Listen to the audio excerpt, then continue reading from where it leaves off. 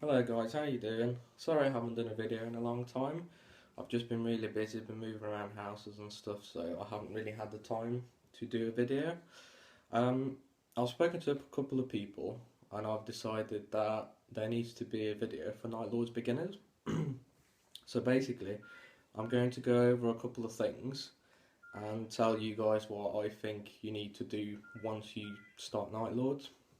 So first things first, I think the best thing to do is to buy the Betrayal at Calf set, because that gives you a lot of option. That gives you 30 Tactical Marines, 5 Terminators, a Praetor, a Chaplain, and a Dreadnought. So it gives you a lot of options to play around with. And even if you don't want all the stuff from that box set, you can just sell it on eBay or something and basically make your money back and buy a tank or something, whatever you need. So the first thing I'd like to start off with is 30k games, 30k Night Lords. Most 30k games are about 2,000 points. That's what the guys at my local club play. That's what, well, most of the places that I've been to, 2k is a standard game for Horus Heresy. So if you play 2,000 points, it gives you an option to take a Lord of War. So if you're a big fan of Conrad Kurz, or Batman, as some of you call him, then you can take him in 2,000 points as your Lord of War choice. There is a Right of War that lets you take a Primarch as a HQ choice, but there are limitations to it. One of the limitations being he gives 2 victory points if he's killed, and all your scoring units, I think they stop being scoring units, but they can still be denial units. I'm not really sure, you guys will have to look it up, but I don't really see that as a Night Lord specific Right of War really. So for anyone who plays 40k, you'll know that 40k has formations. 30k has a very similar thing, but they're not called formations, they're called Rights of War. And each Right of War has a benefit to it, and a massive benefit to your army. And it also has its limitations. So unlike in 40k where you just get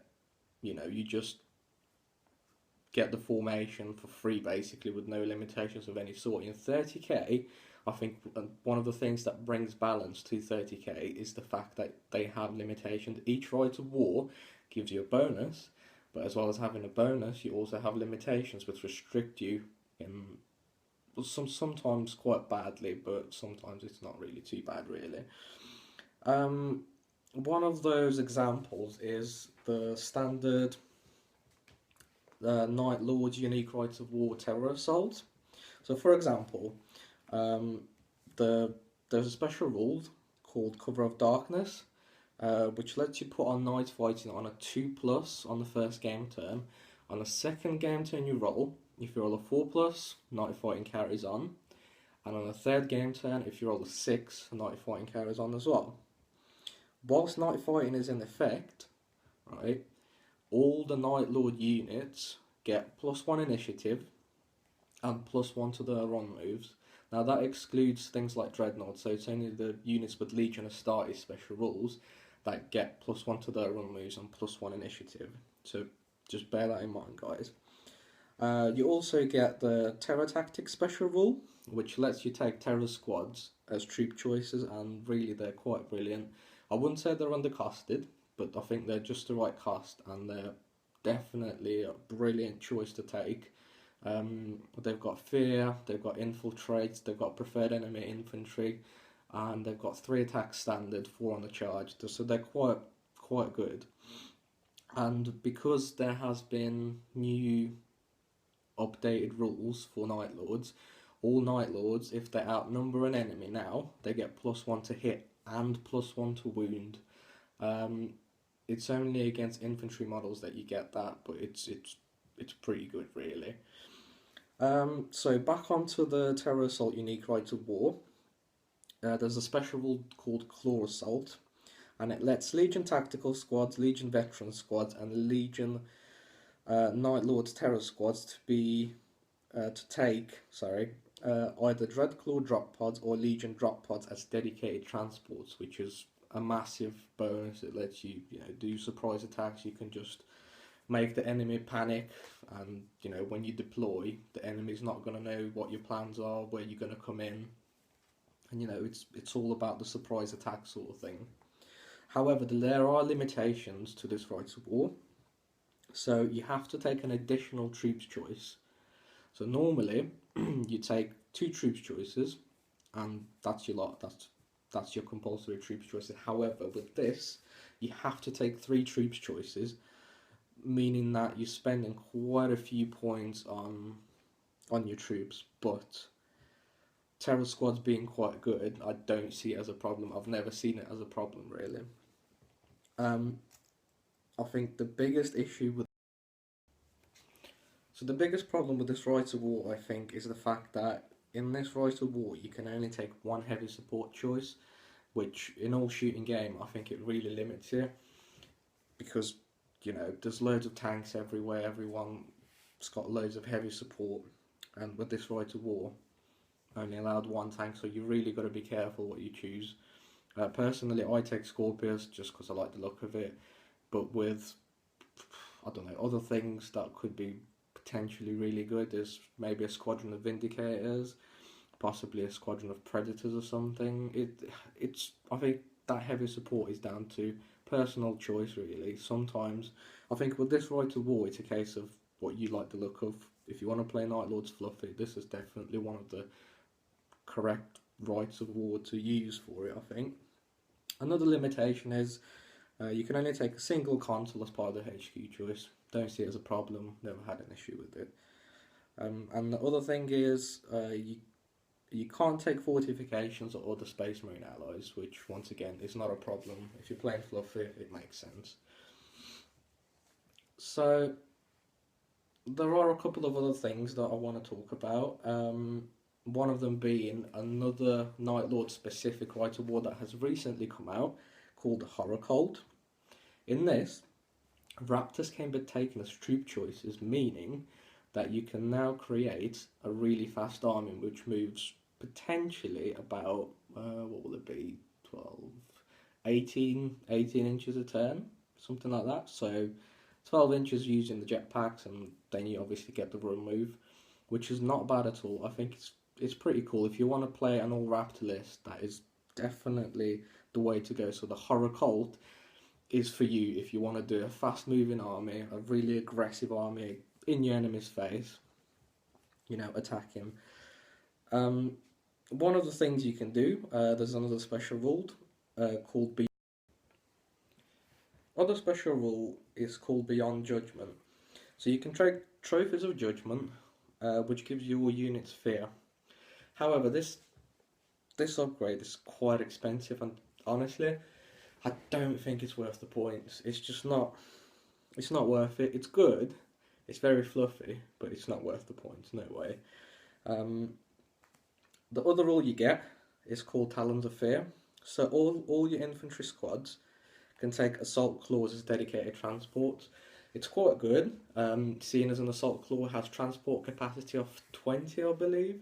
So you can stick a massive squad of, say, Tactical Marines in there and drop them down. You've got 20 Tactical Marines assaulting anything. They should get the job done, really. So that's that. However, it does have its limitations, and one of the limitations is quite interesting, and I don't know, it's quite limiting. So models with the Legion of Astartes must always declare a charge if there is an enemy model within 12 inches of them.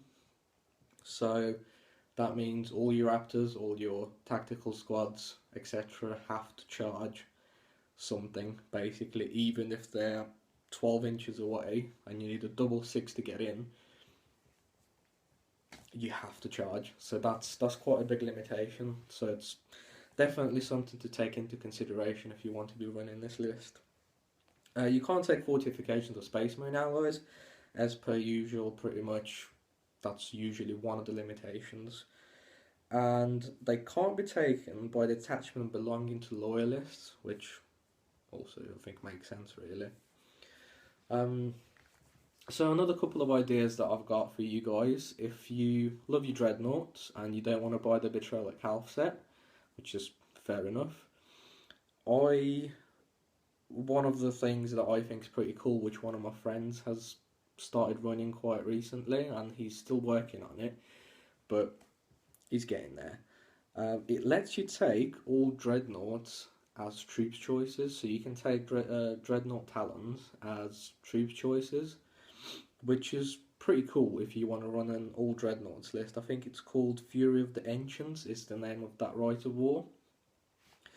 But they are no longer elite choices, which not a problem really, because you might want some other juicy stuff in there.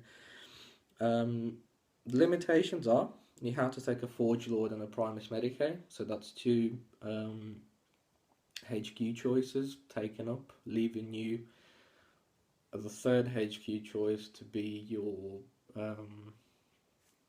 Praetor, probably. So there's quite a few points in that, but if you want all dreadnoughts, that's the way to go.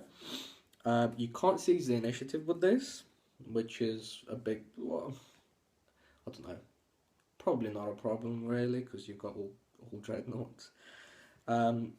Here's the big thing about it. So each dreadnought that gets killed by the enemy gets a victory point, which, oh, I don't know. I mean, it can be quite a big thing. You're just giving victory points away for every one of your dreadnoughts that dies, so it's a bit... But if you want to run it, I really don't see a problem with it. It could be a quite great fun list to play against and to play with, if that's your sort of thing. There's loads of different rites of war. Unfortunately, I'm not going to go through all of them because there's far too many. There's a couple that I've mentioned before in one of my previous videos. One of them is you can take Terminators and Veteran Squads as troops, which is quite cool. The limitations for it are, I think, if all your Terminators and your Veterans, or your Veterans, get wiped out, an enemy gets an additional victory point, I think. And there's probably a couple of other things that limit it and stuff, but I don't really remember them. There's a Rite of War which lets you take Predator Squadrons as troop choices, which is pretty cool if you want to run Predators, but your Predators have to be with the autocannon variant. That's the only issue with it. But if you want an armoured company, an armoured claw, then that's what you want to do. Take Predators as troops, and then whatever other juicy tanks you can have, maybe 2 squadrons of Vindicators or something if you want to be really nasty. So you take squadron of 3 Predators, squadron of 3 Predators, 3 Vindicators, 3 Vindicators, and then just watch your enemy weep. But I don't know, it's definitely not for me. It's one of the new Rites of War, but I like it, but I prefer to run, my favourite Rite of War is the Terror Assault, so I run that most of the time. I haven't tried Horror Cult yet, and I'm going to give it a go at some point, maybe even put up a battle report or something, see what you guys think. So yeah, that's it. That's it for now, and if you guys got any more questions, please don't hesitate to ask. I will either make a video or I'll reply to your comment. Yeah, just let me know what you guys think. Thanks very much, and hopefully you'll be able to join the ranks of Night Lords, and yeah, you can fight with us. I'm Dominic Snuggs Brothers.